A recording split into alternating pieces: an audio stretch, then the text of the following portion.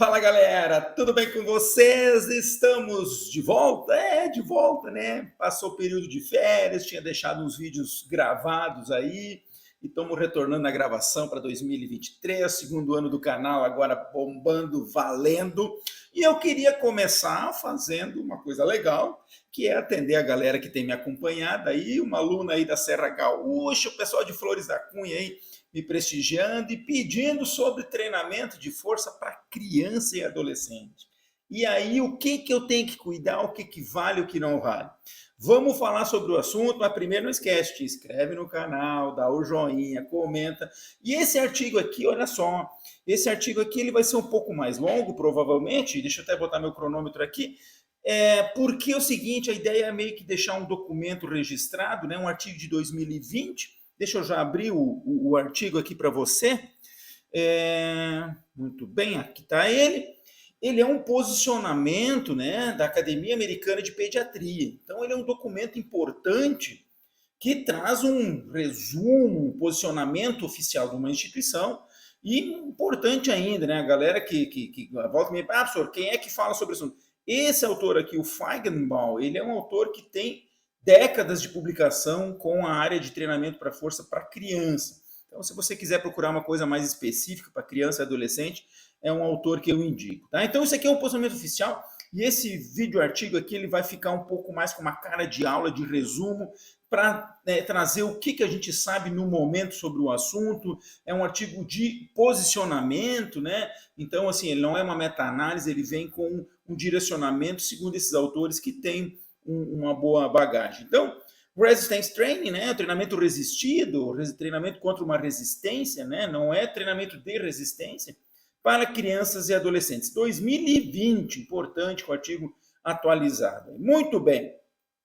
Vou começar. Background, então, uma introdução. Primeiro, entender que o treinamento de força ele pode ser feito por meio de pesos livres, de halteres, de barras, com máquinas, uso de utilização de medicine ball, kettlebells, bandas elásticas, o uso do próprio peso corporal. Então, sempre que eu tenho uma intensidade muscular mais elevada, onde eu gero um esforço muscular mais elevado, esse treinamento acaba tendo uma característica de força, né? Melhorando o componente neuromuscular. Então, não é só a musculação tradicional que a gente tem dentro da academia, mas claro que ela é o carro-chefe aí normalmente quando a gente pensa em treinamento de força.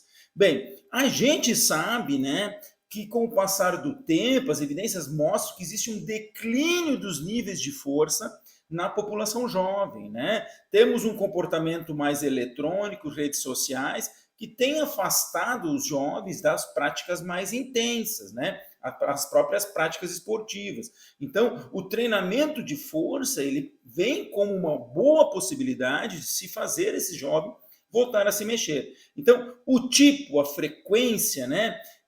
Como vai ser feito esse exercício depende exatamente do objetivo que eu tenho com esse jovem, né? E que normalmente o que se quer mais, né, é uma sigla que vai aparecer várias vezes aqui, o RTSC, que é o treinamento de força buscando uma competência de habilidade, melhorar o seu repertório muscular, melhorar a sua capacidade de realizar movimentos, né? Não é um foco exclusivamente só na força, pensando em esporte ou até na hipertrofia, como é na população adulta. A gente vai falar mais sobre isso no decorrer do trabalho, certo? Então, essa é a introdução. Vamos lá. Falando um pouco sobre os benefícios, afinal de contas, para que serve? Olha, o principal benefício do treinamento de força, como o próprio nome diz, é melhorar a força muscular. Mas nós conseguimos também melhorar as habilidades motoras, nós conseguimos melhorar a velocidade e a potência, né, requerida em alguns gestos esportivos, né, boa parte deles. O desenvolvimento da literacy physical, eu não conheci esse termo, né, até aqui embaixo tem uma tradução, que qual é que é a ideia, né? Se fosse uma tradução literal, seria alfabetização física, né? Eu acredito que seja algo parecido com repertório motor, né? Então, na tradução é que diz mover-se com confiança e competência em várias atividades e ambientes para beneficiar a saúde geral. Então, eu acho que é muito parecido com os conceitos que a gente tem de repertório motor.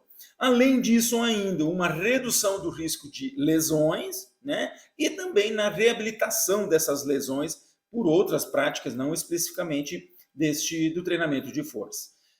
Em termos de saúde, né, melhorar a força, a resistência muscular e a potência muscular ajuda a melhorar várias coisas, inclusive no aspecto cardiovascular, inclusive na composição corporal, na densidade mineral óssea, no perfil lipídico, na sensibilidade à insulina, e ainda nos sujeitos com excesso de peso, né? Ajudando também no combate do excesso de peso, né? Por esses marcadores, assim como a melhora da resistência a uma possível lesão e também a saúde mental, né? Então veja bem, vocês já vê que já estamos falando não só de aspectos de força muscular, mas também na saúde como um todo. Então, assim, além disso, ele coloca aqui que sujeitos com sobrepeso e obesidade, né?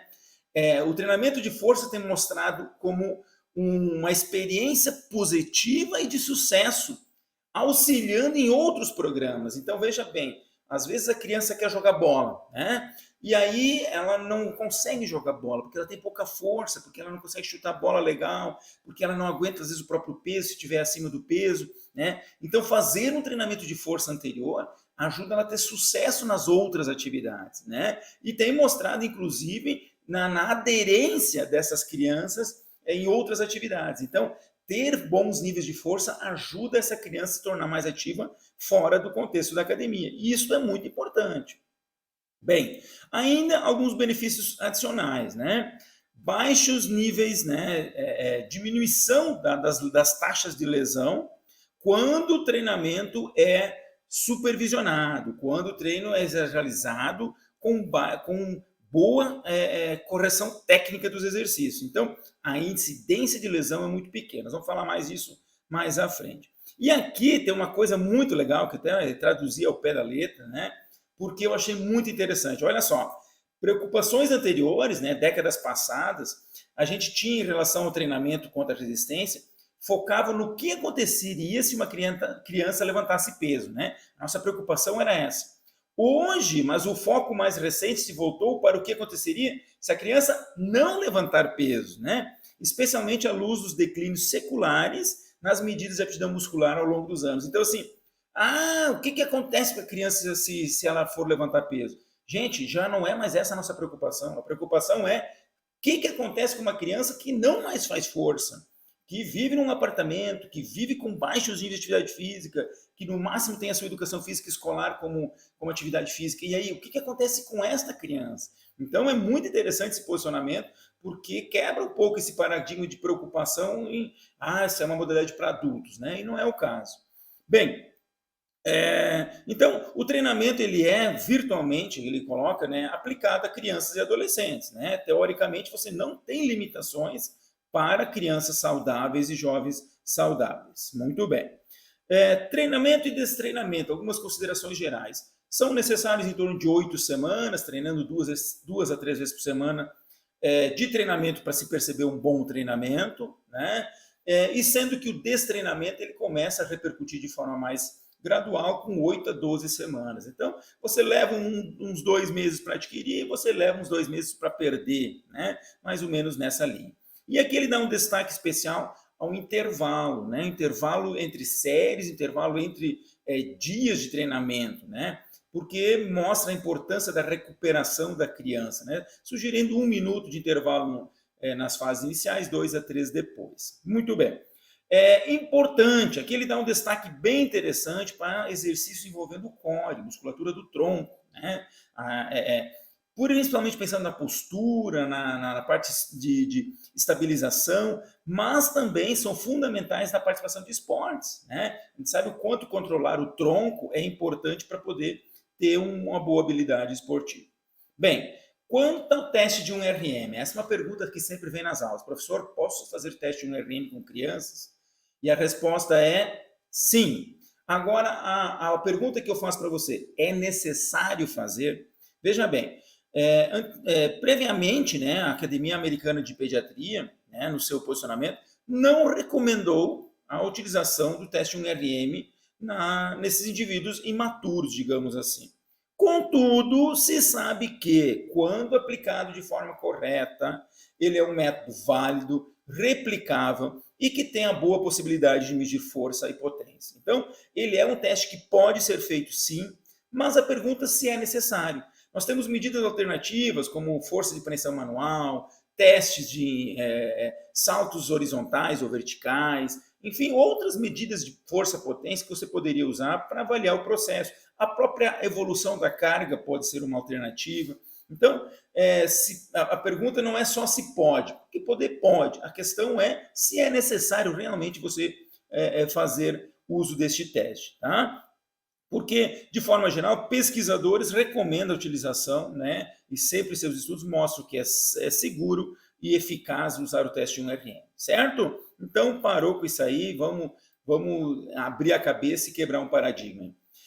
Mecanismos de ganho de força. Bem, gente, aí nós vamos para a fisiologia básica, mostrando que o aumento do recrutamento das unidades motoras e a frequência de disparo, né, a parte neuromuscular, a parte nervosa que melhora com o treinamento é o que faz gerar mais força, né? Sendo que o aumento da hipertrofia ele só vai acontecer na medida que você entrar numa fase púbere ou pós-púbere, né? O jovem precisa ter um aumento de testosterona para poder gerar um aumento dessa massa muscular. Então, na fase de criança, o que faz ele ficar forte é o aspecto neuromuscular, né? A parte nervosa, assim como a gente sabe que acontece com sujeitos que estão iniciando o treinamento. Muito bem, vamos lá. Melhora usando outros tipos de treinamento, né? O que ele traz aqui, né? O treinamento, é interessante que o treinamento de força venha combinado também com o treinamento aeróbico, mostrando que o treinamento aeróbico não causa um impacto ruim. Isso também acontece em treinamento concorrente em adultos, né? Mas ele sugere de uma forma bastante pontual, dizendo, olha, é importante fazer o treinamento aeróbico também, né? E que ele é benéfico na aptidão física. Outra coisa, na prevenção, exercícios de prevenção, né, mostrando que é muito importante, né, que a taxa de lesão cai quando você tem uma criança mais forte. E vamos pensar assim, né, gente? A gente fala em lesão, a gente pensa em atleta. Vamos pensar em lesão no teu filho, nas crianças, brincando na rua.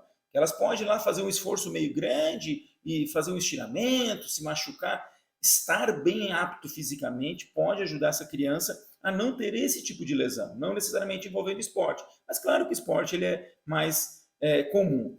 Ainda mostrando que exercícios pliométricos, né, exercícios que envolvem saltos, também têm mostrado efetividade na redução de lesões. Quanto ao risco dos treinamentos de força, vamos lá então. As taxas de lesões, elas são muito pequenas, de forma geral, são menores do que em outros esportes ou em atividades fora da escola. Vou dar um exemplo para vocês, assim, ó. Tudo bem que a cultura do treinamento de força para criança não é grande aqui, né? Mas se eu tenho experiência tanto no esporte como na academia, para imaginar que uma criança fazendo um movimento controlado na academia, o fato de estar fazendo força, é quase impossível, uma vez que você está acompanhando essa criança, é quase impossível essa criança se machucar. Agora, o mesmo eu não posso dizer numa pelada, num joguinho de futebol. Ali pá, um chuta, erra o pé na bola, leva uma canelada, pisa no buraco, torce o tornozelo, estende demais o joelho, faz um estiramento. Então, a prática esportiva ela acaba sendo possivelmente até um pouco mais lesiva, com mais risco do que o treinamento de força. Né? Então, e muitas vezes a possibilidade de eu ter uma lesão na musculação tem a ver com uma progressão inapropriada, aumentar de carga muito rápido, uma pobre supervisão, né? Não dá para imaginar largar a criança lá, faz esse agora, faz aquele, não. Você precisa ter uma supervisão adequada, né? Às vezes crianças muito fracas, que vêm com déficit muito grande, então, às vezes o início da carga é muito grande, e ainda demandas, além da prática da musculação, você ainda tem crianças que fazem muitas outras coisas fora da musculação e que podem causar problema. E aí já entra no outro item, que é o overtraining, né? Até que ponto eu posso ter o excesso de treinamento como uma causa de risco, né? E aí, obviamente, que excesso de treinamento mostra uma baixa capacidade de recuperação, baixos intervalos, pequenos ou irregulares intervalos de recuperação. Então, cuidar sobre os sintomas e garantir que a criança vá descansar entre as suas práticas é importante. E é uma coisa importante ainda que os autores trazem, né? Que é na parte atlética, né? Sugerindo que pelo menos 1, 2 dias de intervalo são necessários em crianças atletas. Então, não dá para imaginar essa criança treinando 7 dias por semana, né? No máximo 5, no máximo 6, né? Crianças mais ativas fisicamente. Riscos no esqueleto, né? Bem, gente, aí outro mito importante, até vai ter uma tabelinha de mitos depois. Não existe evidência que o treinamento de força causa diminuição da taxa de crescimento linear. Fazer musculação não faz a criança parar de crescer, pelo amor de Deus. Parem com esse conceito. O treinamento de força não impede o crescimento, não existe nenhuma evidência disso aí. Nem algum outro prejuízo no sistema cardiovascular ou neuromuscular, certo? O que se sabe que treinamentos de exercícios de potência explosivos, né, podem causar um maior risco de fratura, né? Então, vamos lá, imaginar uma fratura num futebol ou num voleibol é muito mais provável, uma queda de um jeito errado, né? Quem nunca passou por isso conhece alguém que tenha acontecido. Então, mais é nesse sentido. Ainda ele traz aqui sobre os dados nacionais de banco de dados dos Estados Unidos, né? E ele coloca assim, né, que esses dados que trazem as taxas de lesões no treinamento de força, eles têm que ser vistos com muita cautela, porque normalmente o que acontece? Você entra no pronto-socorro, você diz que se lesionou e você diz que aconteceu no treinamento de força. Você não sabe como foi a supervisão, você não sabe que tipo de exercício está fazendo, você não sabe a experiência de treinamento que a criança teve. Então, a interpretação desse banco de dados, não só para crianças, mas para qualquer tipo de estudo, a gente sempre tem que ter um cuidado ao analisar, porque sempre são informações gerais que não permitem um detalhamento maior, né? Então, mas mesmo assim, um dado que eu acho que pelo menos a gente é importante saber, esses bancos de dados sugerem que as lesões musculares elas acontecem em jovens, principalmente nas mãos, na lombar e na parte superior do tronco, né? Sendo que crianças abaixo de 12 anos, as mãos é o local de maior prevalência de lesão. Então, muito provavelmente largar um peso, cair em cima do dedo, né? Na hora de engatar um outro aparelho, lá pegar ele de forma errada. Então, mais uma vez, a importância da correta supervisão. Ainda algumas condições médicas, né? Colocando assim, crianças com hipertensão, da importância de se consultar um médico anteriormente, profissional, né? E quem sabe iniciar o treinamento usando apenas o peso do próprio corpo corporal já seria o suficiente. E ainda contraindicado para crianças com distúrbios convulsivos descontrolados, né? Além disso, cardiomiopatia hipertrófica também existe contraindicação. Além disso, hipertensão pulmonar também existe contraindicação da prática do exercício e também crianças com câncer ou em tratamento necessitam um cuidado mais especial. Mas veja bem, né? Isso também é verdadeiro para adultos. Então, são doenças com um grau de risco maior com a prática de exercício, assim como nos adultos também. Então, é importante a gente atentar a isso. Alguns erros de interpretação, alguns mitos e sobre o que existe de evidência propriamente. Então, eu tenho uma tabelinha aqui embaixo com algumas coisas. Primeiro, coisa que já foi falado, né?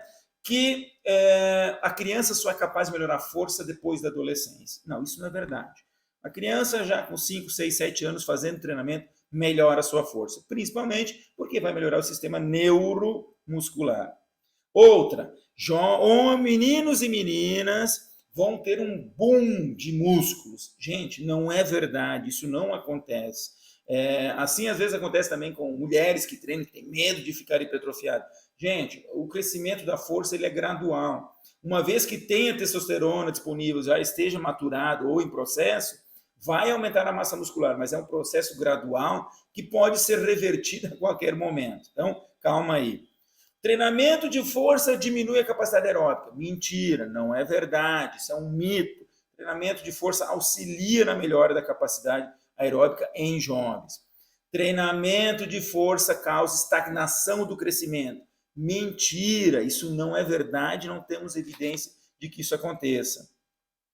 Crianças de hoje em dia são mais fortes do que nunca. Mentira! As nossas crianças estão perdendo a captação neuromuscular, estão cada vez mais fracas. Nós precisamos retomar. Ah, professor, vamos lá, eu prefiro que meu filho vá jogar bola, que ele brinque na rua. Ótimo, eu também prefiro, sou pai de 2 e prefiro isso. Mas e se não for possível? E se a minha rua for muito movimentada? E se eu não tiver uma praça segura? O que eu vou fazer? Será que não é melhor a gente encaminhar essas crianças, pelo menos de uma forma gradativa, dentro de uma academia? Ah, mas lá não é tão divertido. Bem, qual é a opção? Se divertir no tablet? Então, vamos pensar um pouco sobre isso. E o teste 1RM, ele não é seguro. Mentira também, o teste 1RM é seguro. A pergunta é se é necessário fazê-lo ou não. Então, esse é um ponto de mitos que o artigo traz. Ainda, aí já estamos batendo 20 minutos, mas não adianta, eu avisei vocês que ia ser mais comprido o artigo. Importante, o artigo, o posicionamento oficial do American Pediatric Association fala que é completamente contra o uso de esteroides anabolizantes. Então, mais uma vez, né, não é apropriado de forma alguma. Ainda, aqui ele reforça, né, nessa era sedentária de uso de tecnologias mídias sociais, né, o quanto é importante a gente incluir essa criança, então, nas suas atividades. E qual é a idade? Ele fala, a partir dos 5 anos, já se pode pensar num treinamento de força. Gente, não estou falando de uma musculação, um agachamento, um supino, eu estou falando de exercícios de força, que podem sim ser utilizados com algum implemento, na medida que a criança tem habilidade, mas também estamos falando em exercícios de força de forma geral. Aqui ele fala do training age, aqui que ele traz uma outra coisa importante, que atletas já com bom repertório muscular já podem usar mais cargas à medida que eles tiverem um bom repertório muscular. Como melhorar isso? Nós já falamos, pesos livres, medicine, bandas elásticas, enfim, próprio peso, existem várias utilizações. Ele fala sobre o uso de weightlifting, levantamentos olímpicos, que são possíveis, né? Eles se mostram muito efetivos na melhora da força, mas existe uma necessidade de um acompanhamento, de um progresso, não de uma fase inicial, né? E que eles vão ser incorporados com o passar do tempo, tá? Então, e aí, muito bem. Agora a pergunta é, e aí, professor, o que eu faço? Como eu faço? Então, vamos lá agora para a parte do filé mignon, que é como montar o treinamento. Está inscrito no canal? Te inscreve no canal, dá um joinha, tenha paciência, assista o vídeo, te inscreve e divulga para os teus amigos. Vamos lá, então. O que é importante? Primeiro item, olha que legal, né, gente? Qualidade dos instrutores, que são devidamente certificados, né? No Brasil, qualidade não. Quem está autorizado a prescrever o treinamento de força são profissionais de educação física. Então, estes são os profissionais que são aptos no Brasil para isso. Em outros países existem outras legislações, né? E aí, se o profissional é habilitado ou não, bem, você vai ver pela sua experiência, pela sua formação, sobre o seu nível de conhecimento. É importante que os pais conheçam exatamente quem é o professor que está junto e quem é o professor que está junto, não somente quem está lá na academia de vez em quando. Né? Muito cuidado com isso. Muito bem, veja bem, o treinamento de força é muito semelhante ao treinamento pensando em sedentários. Olha lá, começar com 1 2 séries de 8 a 12 repetições, com baixa carga em torno de 60%. Se eu for pensar isso numa escala de Borg ou numa escala de Omni, nós estamos falando numa intensidade de 5, 6 numa escala de 0 a 10. Estamos falando de uma intensidade de 13 a 15 numa escala de Borg, 6 a 20. Então, você não vai fazer o teste 1RM, mas você sabe que é a carga moderada. E com o passar do tempo, você avança com as cargas. Variar exercícios, preferencialmente que não causem fadiga, não até a falha. Aumentar na carga de 5 a 10% sempre que você tiver o exercício bem realizado, com o número de repetições alcançados. Progredir para 2 a 4 séries de 6 a 12 repetições, com uma carga moderada, chegando agora abaixo de 80%, de 60 para 80. Já estamos falando numa escala Omni 7, 8, já estamos falando numa escala de Borg em torno de 15, 16, RPE a 6 a 20, então você pode aumentar essa carga. Atletas, jovens atletas, podem trabalhar com menos de 6 repetições, com cargas maiores de 80%, com conforme a situação deles. Iniciar com exercícios multiarticulares e mais complexos, e depois exercícios mais simples, isso pensando numa mesma sessão, né? Obviamente que você primeiro tem que ensinar toda a técnica para depois ele realizar. Sempre cuidar que a técnica é vital, a parte mais importante é fazer bem feito. Não se preocupe em aumentar volume e intensidade enquanto que não estiver bem feito o exercício. A gente sabe que a criança ainda não está com o sistema neuromuscular totalmente desenvolvido e, portanto, ela ainda tem que aprender a fazer as coisas. Treinar todos os grupos musculares em amplitude completa, sempre usando uma técnica adequada. Utilizar grandes grupos musculares, depois os pequenos, os complexos, depois os simples, os multi, depois os monoarticulares. No máximo, no mínimo 20, no máximo 30 minutos de sessão. Tá? Não estamos falando de sessões de 1 hora, tá, gente? Sessões curtas, né? Desenvolvendo os principais grupos musculares e aumentar a intensidade e o volume na medida que a técnica está adequada, aumentar gradativamente. Variar os exercícios periodicamente, as séries repetições também. Utilizar aquecimentos dinâmicos na fase inicial, um alongamento como volta calma. E as técnicas devem ser consistentes com as habilidades dos alunos. Né? Isso aqui é um posicionamento baseado no National Strength and Conditioning Association, né? E nesse posicionamento dessa instituição aqui. E aí ele ainda coloca no fim algumas questões a mais, que algumas se repetem, só vou destacar algumas que eu acho importante. Primeiro, combinação de exercício aeróbico, né? Outra coisa muito importante que os autores trazem, importante é que os pais estejam esclarecidos sobre o treinamento de força, que estejam seguros e confiantes. Então, os pais têm que estar sabendo o que vai acontecer, o que não vai, como e por quê, certo? É importante que o ambiente seja seguro, que dê suporte a essa criança, que não seja abusivo, né? Cuidar qual é o tipo de música, qual é o tipo de gente, qual é o tipo de coisa que está acontecendo. Não é simplesmente botar uma criança dentro de uma sessão para adultos e achar que está tudo ok, né? Ainda algumas considerações, deixa eu ver aqui, indo para o fim. Ingestão adequada de líquidos e uma nutrição adequada, né? Saúde básica. O que mais? Monitorar o tempo total de treinamento fora do treinamento de força também. Quando vê a criança já está fazendo um monte de outra coisa fora, muito cuidado com isso. E com isso avaliar os sintomas e sinais de lesão ou de overtraining, né? Ficar atento a isso. Importante educar os atletas quanto ao não uso de esteroides anabolizantes. E, por fim, ele traz assim, cuidar com a relação de quantos instrutores por participantes tem. Não é aquele negócio, encher uma sala e vamos deixar a criança fazer. Não é isso. E a importância de ter profissionais de educação física licenciados. Certo, gente? Então, esse era o artigo, um vídeo-artigo, uma videoaula sobre o assunto. Não deu para falar em menos, eu acho que todos os tópicos são importantes. Eu espero que você tenha entendido a lógica principal e que você se atente. Eu vou chamar a atenção para um detalhe ainda, que foi muito forte no artigo, que é a técnica de execução. Técnica de execução implica em conhecer bem conceitos de cinesiologia e biomecânica, conceitos de progressão de dificuldade. Então, você que está aí treinando, não adianta só montar o treino legal, você tem que conhecer das técnicas. Então, se atualize, faça cursos, indague seus professores, acompanhe o canal do professor Estudando com o Professor Tigman, e aí vamos lá conversando sobre isso, certo?